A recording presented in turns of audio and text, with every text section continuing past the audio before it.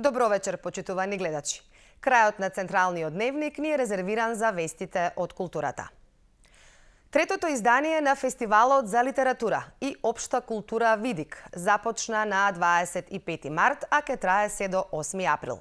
Фестивалот е во организација на Литература МК, кој отвара нови видици, давајќи значајна поддршка на авторите и уметниците од различни области на културното творештво во нашата земја.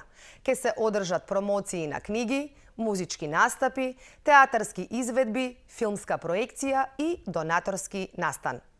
Со што фестивалот повторно ќе понуди динамична и разновидна културна програма за пошироката публика.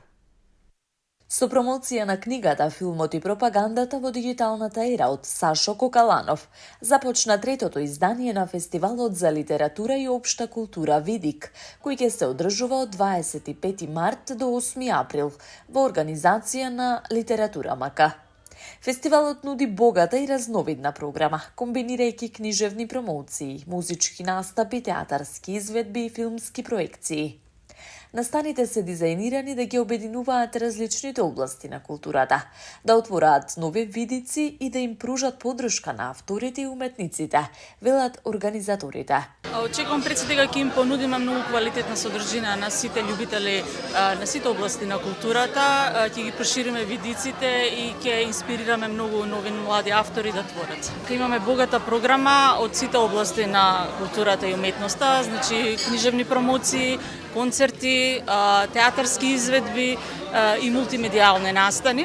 Правиме и овој пат фузија, односно спој на книжевноста со музиката, на театарот со книжевноста, филмот и така натаму. Ќе имаме промоции на неколку книги. Во својата нова книга «Филмот и пропагандата во дигиталната ера», Кокаланов нуди детална анализа на пропагандата и незиното влијание врз историјата и современото време.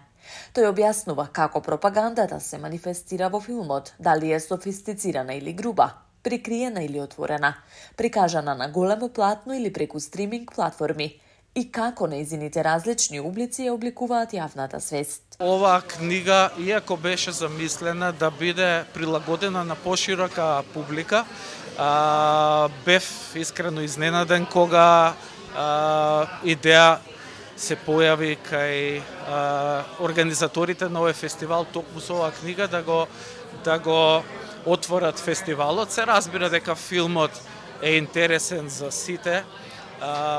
Се разбира дека литературата за филм во Македонија ја нема многу, па оние кои што се во фелата, желно исчекуваат да се појави некакво издание, некакво промислување за филмската уметност кај нас и пошироко. Фестивалот Видик, што ќе трае до 8 април, е во организација на Литература МК.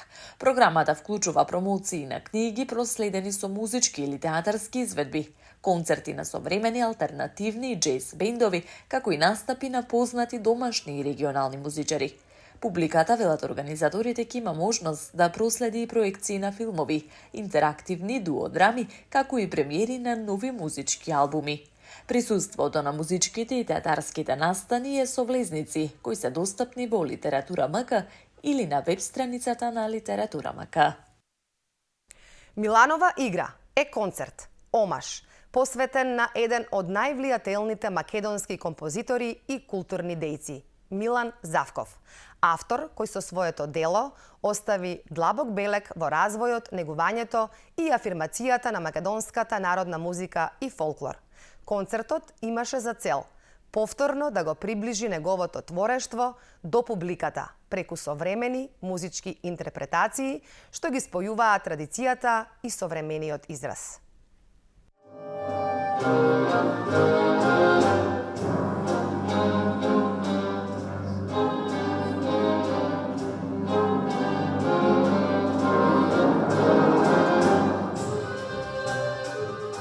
Квалитетен и убав музички звук, многу емоции и громогласни аплаузи го одбележаа концертот Миланова игра што се одржа во Македонската филхармонија, посветен на виртуозот на хармоника и еден од најзначајните македонски композитори, аранжери и инструменталисти, маестро Милан Завков.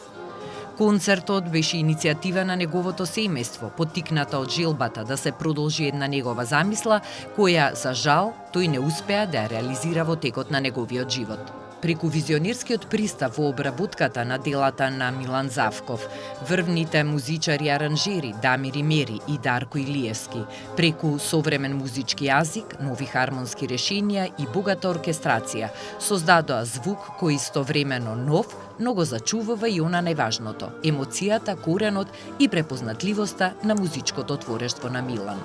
На сцената ги видовме изворедните инструментални солисти Дино Имери на пијано и Катерина Броња на флейта. Ние сме навистина среќни со концертот кој што се реализираше вчера. Мислам дека во полн сјај се доживеа магијата, музичката магија која штатот ми ја остави во наследство на македонската музика. Огромна благодарност до целиот музички тим кој што стоеше позади овој проект, аранжерите Дамир Имери и Дарко Илиевски, диригентката Дијана Имери Илковска, целиот камерен оркестар и секако солистите кои што настапија, тоа се Наум Петревски, Сузана Спасовска, Вилета Томовска, Горан Иленче Кукич, Зуица Лазова, Дино Имери и Катерина Броња. Мислам дека публиката навистина уживаше во едно посебно музичко доживување. За прв пат можеше да се слушне богатиот опус на Тато во изведба на камерен оркестар и се надам дека ќе имаме можности понатаму дополнително да раскажуваме оваа музичка приказна. Да, концертот помине навистина во една еуфорична атмосфера, можам да кажам. По начинот на изведба, начинот на кој што беа донесени делата од аранжмански аспект пред се и изведувачки секако. И мислам дека крајот беше највака величенствен, каде што сите засвирите млади момчиња, сите ја пеа, и публиката, и оркестарот, и пејачите, и сите, и беше една... Ево јас и сега се најжувам покрај тоа што го доживеавме на самиот концерт. Значењето на Завков во македонската музичка историја е огромно. Повеќе од 45 години создаваше, репродуцираше и изведуваше македонска изворна и новокомпонирана народна музика.